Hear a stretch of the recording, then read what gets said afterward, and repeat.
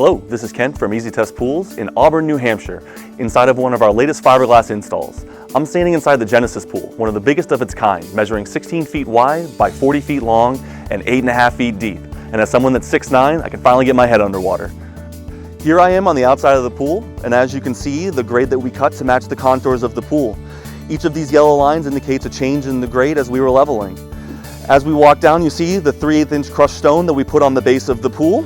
And as I reach the base here, once again, here I am as a 6'9" man in the bottom of this giant pool.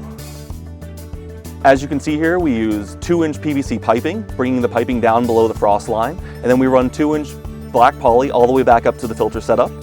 On the bottom here, you can see our dual main drain system feeding into a single line heading back into the filter. Since fiberglass pools come in one piece, the grading is the most important part of the process. As you can see, Rick is walking the pool, making sure all the touch spots are absolutely perfect to match the contour of this pool. Thanks for watching.